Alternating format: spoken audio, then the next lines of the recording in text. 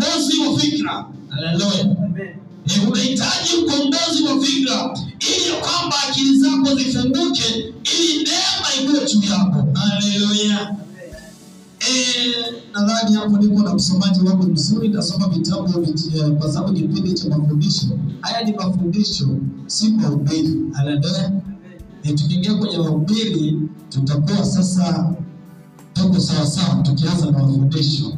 So naomba msomaji wangu kunisomea kitabu cha Job chapter 22 verse 9, Ayubu 22 mstari wa 9 mpaka 13. Kitabu cha Ayubu 22 mstari ule wa 9 mpaka 13. Kuna mwenye amefika hapo? Amen, nisomee hapo. Amen. Ayubu 22 mstari wa 9 mstari wa 9 mpaka 13. Umewafukuza wanawake wajane hali ya utupu, na mikono ya mayatima yamevunjwa. Mstari wa 10. Kwa hiyo umezungukwa na viteko na hofu ya ghafla ya kutapisha. Mstari wa 11.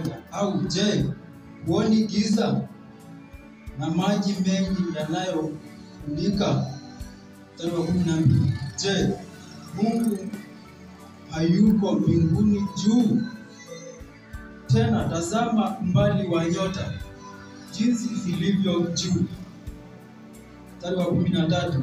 Nawe wasema, Mungu anajua nini? Je, aweza kuamua kati ya giza kuu? Amen. Asante sana mtu wa Mungu kwa kunisomea vizuri. Sosi ya somo letu ukombozi wa fikra. Maandiko nasema ule mstari wa 13. Nawe wasema Mungu anajua nini? Je, aweza kuamua kati ya giza kuu? Mstari wa 13. Au je, huoni giza na maji mengi yanayokufunika? Haleluya. Kuna watu wamefunikwa na maji mengi lakini hawaoni. Haleluya.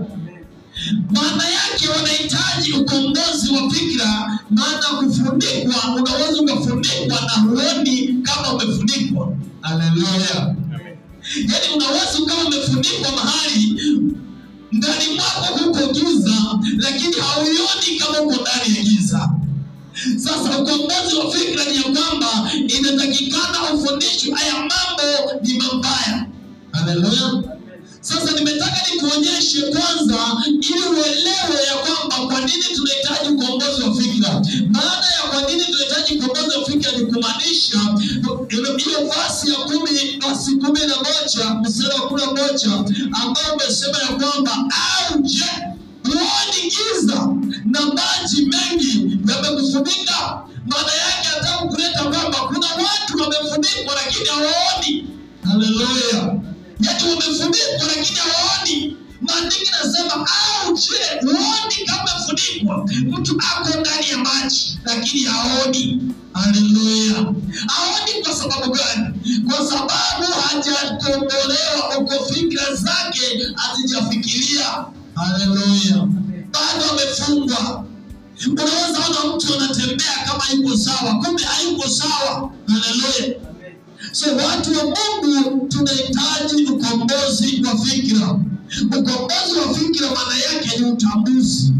Haleluya.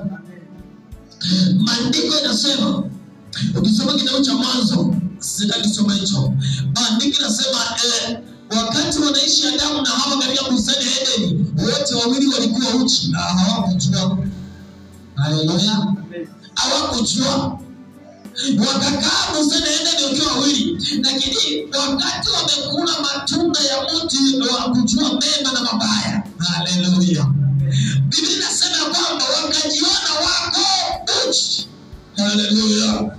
Maana yake Biblia inasema walifunguliwa wakajitambua. Na Mungu alikuwa anataka sasa katika yale mambo ambayo vile alivyokuwa ameweka uongozi ili kwamba wakae vile. Waliona wakajikuta wakochi. Sasa kuna watu wanahitaji uongozi wa fikra ili wajione. Haleluya. Wanahitaji ili wachue hapo walipo. By the way, unaweza kuona mtu anatenda mambo yote yasiyofaa na haogopi. Haleluya. Kwa nini? Hana hofu ya Mungu ndani yake. Mtu yeyote ambaye anafanya mambo ambayo ni ya mabaya na haoni, huyo mtu anahitaji ukombozi wa fikra. Haleluya. Ili akili zake zifunguliwe, ili aweze kutambua hili jambo nalolifanya ni baya. Haleluya, watu wa Mungu. Kuna wakati mwingine mtu anatenda mambo ambayo yasiyofaa, hata ukiangalia hayafai kufanyika kwake. Sasa nikaanza mwanzo nikasema sio kila kitu kinakupasa kukifanya wewe. Haleluya. Kuna vitu vingine sio vyako. Si kila kazi ni yako. Haleluya. Kazi ziko mingi duniani. Hadi kujiuza ni kazi, lakini sio yako. Haleluya. Ingawaje walio ulimwengu uligiza, maana si kila kazi ni zetu sisi kama watumishi wa Mungu. Haleluya. Ukishaokoka wewe ni mtoto wa Bwana Yesu Kristo. Haleluya. Wewe mfano wako ni wa juu. Haleluya. Wewe umejitambua. Nani anasema kwamba nilipokuwa mdogo nilikuwa nawaza kama mtoto mdogo, lakini nimekuwa mkubwa nawaza kama mtu mzima. Haleluya. Sasa kuna mtu amekuwa mkubwa lakini anawaza kama mtoto mdogo. Haleluya. Neema ikufunike kwa jina la Yesu Kristo. Haleluya. Amen. Amen. Na nisome pia, najua sasa mafundisho nimewambia sio mahubiri. Mahubiri nataka nitofautishe ni kwa nini naweza soma basi kama 10 ama 20 ama 100. Mhubiri anaweza soma basi moja na akahubiri akamaliza 45 minutes. Haleluya. Lakini ukitaka kuchukua mwalimu inafaa kuonyesha mtu vizuri, atoke haraka haraka. Haleluya. Nataka ushikilie hapo kwa sababu nahitaji kuona ukifunza. Naona hapa kuna wachungaji, kuna walimu, kuna mitume, kuna manabii. Haleluya.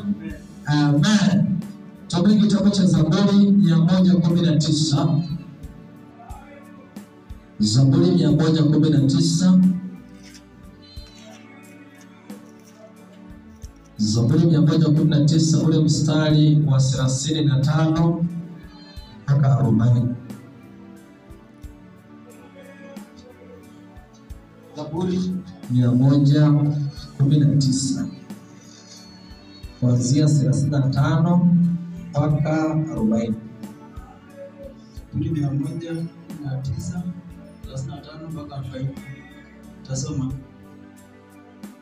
Uniendeshe katika mapito ya maagizo yako, kwa maana nimependezwa nayo. Mstari wa 36. Unielekeze moyo wangu na shuhuda zako, wala usielekee tamaa. Mstari wa 37. Uniuguze macho yangu, nisitazame visivyofaa. Uniuishe katika njia yako. Mstari wa 38. Umthibitishie mtumishi wako ahadi yako, inayohusu kicho chako. 39. Uniondolee laumu niogopayo, maana hukumu zako ni njema. Mstari wa 40. Tazama nimeyatamani mausia yako, niuishe kwa haki yako. Amen. Haleluya. Amen. Nitasoma nitarudia mstari wa 38 na ushikilie hilo. 38 na 30 na kuanzia 36 mpaka 38. Maandiko yanasema, unielekeze moyo wangu na shuhuda zako, wala usielekee tamaa. Unigeuze macho yangu nisitazame visivyofaa.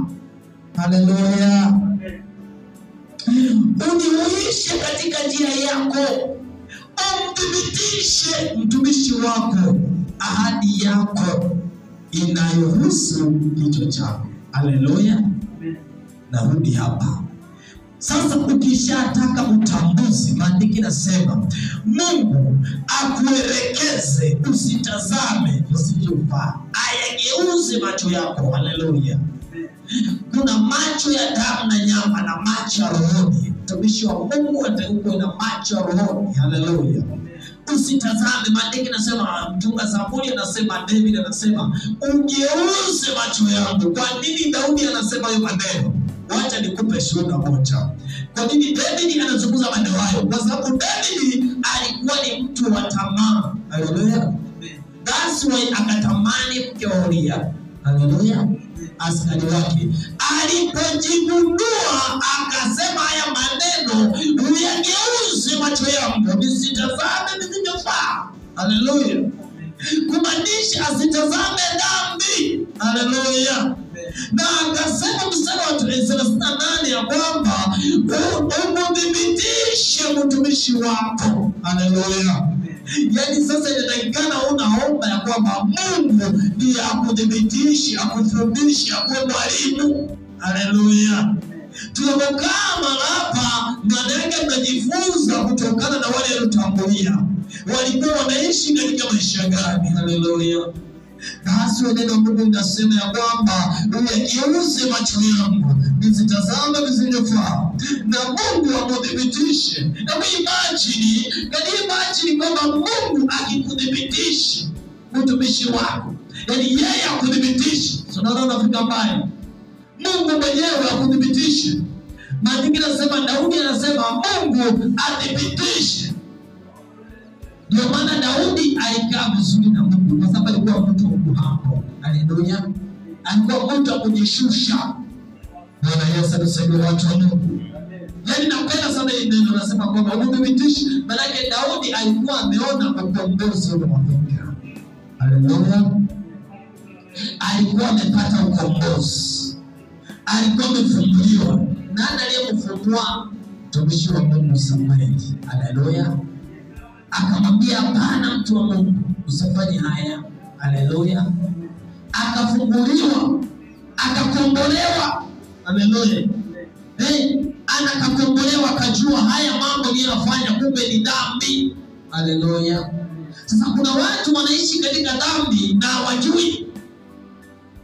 Yaani mtu anaweza kaishi anatumikia dhambi na hajui kama anatumikia dhambi. Mpendwa, hebu angalia hiyo. Yaani anatenda dhambi na hajui. Hapo anahitaji somo kama hili la ukombozi wa fikra. Haleluya. Ili akikombolewa fikra zake atatambua haya mambo ni mabaya. Maana maandiko yanasema kitabu cha Mathayo ni chapter 5 mstari wa 5 hapo kuanzia 12. Mathayo 5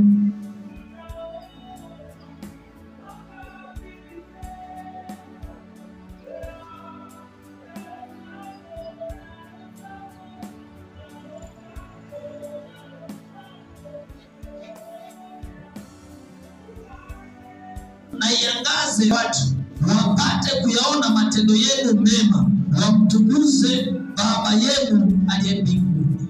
Haleluya. Kumaanisha wewe ambao umeokoka inatakiwa matendo yako yawe mazuri ili watu wamtukuze Bwana, wamtukuze Mungu kupitia wewe. Haleluya. Yaani inaona inatuonyesha ya kwamba unapokuwa umekombolewa katika fikra na ukajua unachokifanya, kumaanisha kuna watu watamwabudu Mungu kupitia wewe. Haleluya. Yaani kuna watu wanaabudu Mungu kupitia matendo ya mtu. Na kuna watu wanaacha kwenda katika. By the way, nimevichukulia vitu mingi sana. Kuna mtu anakuambia hivi, kama kanisa ni hivi, kama mtumishi wa Mungu anafanya haya, au kama mzee jaji. Haleluya. Yaani kuna mambo unaweza kufanya mpaka mtu asiogope, aone mtu wa kanisa. Haleluya. Ni ukweli wapendwa. Unajua katika mafundisho tuseme ukweli tupone, si ukweli? Yapo. Haleluya. Si ukweli wapendwa? Yapo. Kuna watu wapo kanisani, lakini kupitia matendo yao mtu anasema kwa hali hii siendi kanisani. Haleluya. Sasa umelindwa. Huyu mtu atakapoacha kanisani kwa sababu yako, una mbingu hauna mbingu, utaenda mbinguni kweli? Kumaanisha matendo yako ni mabaya. Una ushuhuda ya kuvuta watu kwa Yesu, maana wanasema kuliko huyu ni bora hata mimi ni kanisani. Hujawahi sikia mtu yaani watu wanasema kuliko huyu ni bora mimi hata siendagi kanisa. Yaani sasa mtu aliyeokoka ametolewa ule uthamani wake, ni bora hata mtu mwenye hajaokoka. Hebu imagine kwamba mtu mwenye hajampokea Yesu na wewe uliompokea, yaani sasa yeye ni bora kuliko wewe. Angalia. Na tutafika kweli? Hatutafika. Lakini Yesu anasema ya kwamba matendo yako yaonekane kuwa ni mema, na watu wakutukuze Baba kupitia wewe. Haleluya. Yaani kumbe watu wanapookoka ni kupitia mtu. Hakuna mtu anayeingiza Paulo peke yake. Ninaona kwenye maandiko Paulo peke yake. Haleluya. Paulo peke yake ndiye hakuhubiriwa na mtu. Haleluya. Na sasa ukitaka wokovu wa Paulo mpendwa, haya mafundisho nafanya Paulo ni kunataka Mungu. Haleluya. Ili watu wajue. Haleluya. Kwa sababu kuna watu wakisikia mahubiri hawasikie injili, wanakuwa kama Paulo. Wanataka Mungu awachape na upofu kwanza. Haleluya. Ndio waone ya kwamba kumbe yuko Mungu. Wacha nikwambie, Mungu anaketi ndani yetu. Yaani ukisikia Mungu yuko ndani ya mtumishi wa Mungu, na Mungu hawezi kumwona physical. Haleluya. Mungu hawezi kuja kwako hivi kama vile anakuja Paulo peke yake. Na Paulo alikuwa tired. Haleluya. Alikuwa mezidi, alikuwa anafanya mambo ya ajabu. Sasa hiyo unajua alikuwa anaelekea Dameski kwenda kukutana na Yesu Kristo. Haleluya. Alikuwa anaenda Dameski kwenda kuwaoa watumishi wa Mungu. Lakini Mungu akasema hii jamaa sauti. Watu wamehubiri injili, Yesu amehubiri sana hapa, lakini jamaa hasikii. Sasa hivi asikie, wacha nikutokee live. Mpendwa, Mungu alikutokea live. Haki ya Mungu yaani kama hujakufa basi unatoka viwango vingine. Haleluya. Maandiko yanasema Paulo alipigwa, aliona mtu mbele yake amevaa anashine. Haleluya. Ameona kaanguka chini. Kuamka hivi alikuwa kipofu. Haleluya. Haoni. Na amebeba barua ya kwenda kuoa watumishi. Ameandikiwa barua aende kuoa. Saa hiyo wanaambiwa sasa hiyo barua hiyo wewe na watafute wale mnaenda kuoa, alafu wakuombea wokovu. Haleluya. Na wakubatize. Sasa wale jamaa waliposikia Paulo anawatafuta. Haleluya. Tena hapo anaitwa Paulo. Sauli anawatafuta. Yuko hapa. Amefika kumeduka. Yaani yule mtu aliyemwambia Mungu anamnenea live, ukambatize Sauli. Mungu wangu, niende pale nikambatize huyu. Atakuua. Mungu mjui kama ananitafuta ama ujui. Haleluya. Lakini Mungu alikuwa tayari ameshavunja yale makali yake. Sasa kuna watu wanataka injili ya Paulo. Basi kwenye Biblia inasema na Agano Jipya Paulo kutoka aliandika vitabu vingi. Kwa nini? Alikuwa na testimony ile ya ukweli. Haleluya. Amen. Alikuwa na testimony ya kwamba anatenda kazi ili ya kwamba aweze kusaidika. Haleluya. Alikuwa anafanya kazi ya Mungu ili ya kwamba aweze kusaidika kwa ajili ya kuweza kufanya mambo kinyume na watumishi. Haleluya. Amen. Lakini Mungu akaja akamvunja mifupa yake. Haleluya. Akavunja mifupa. Akasema Bwana, huyu mtu ni lazima nikae chini na yeye. Bwana Yesu atusaidie. Lakini kama si hivyo, kumaanisha kwamba kama si hivyo, mtumishi wa Mungu asingeguswa na Mungu direct, asingeweza kumtumikia wokovu. Haleluya. Kwa sababu alikuwa muuaji. Haleluya. Alikuwa muuaji. So mtu muuaji na alikuwa amepewa barua, kumaanisha ya kwamba alikuwa amepewa idhini ya kuua. Haleluya. Alikuwa amebeba kibali cha kuua. So ukiandikiwa barua na president kwamba unaenda nenda ukaue, kumaanisha hakuna mtu akuzuia na hakuna kesi. Haleluya. Yaani ukiua kwa authority from president, hakuna kesi. Hiyo kesi hakuna, wewe umepewa maagizo na juu. Sasa Paulo mtume alikuwa amebeba hivyo, lakini Mungu akasema wewe ni janja. Mungu akamchapa. Haleluya. Sasa baadaye aliyojitambua, that's why injili ya Paulo alikuwa tayari kufa. Haleluya. Alikuwa tayari kufa kwa sababu alikuwa amepata kitu kinaitwa ukombozi wa fikra. Alikuwa amepata kwa sababu alikuwa kipofu na akaona. Haleluya. Alikuwa kipofu na akaona. Kwa nini aliona? Ni kwa sababu alikuwa ametenda mambo mabaya na Mungu akamgusa, akamponya na hayo yote. Haleluya. So mtu wa Mungu ni vizuri kuanza kujua ya kwamba wakati unapofanya mambo unatakiwa kuwa na ukombozi wa fikra na ujue kufanya yale inayotakikana. Haleluya.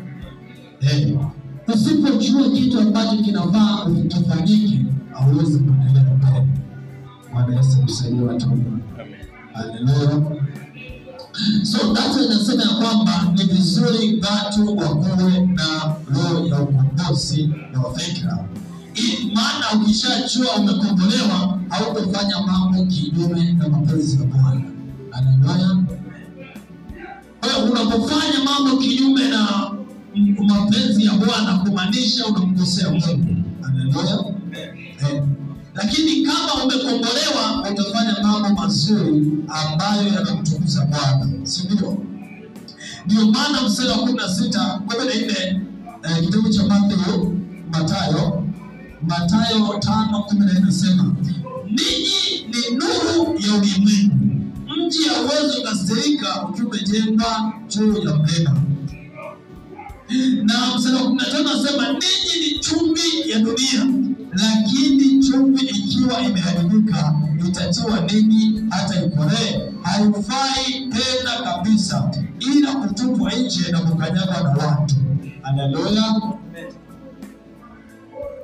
Kumaanisha, kwa nini chumvi ikiwa imeharibika kutupwa nje? Maana yake ni kwamba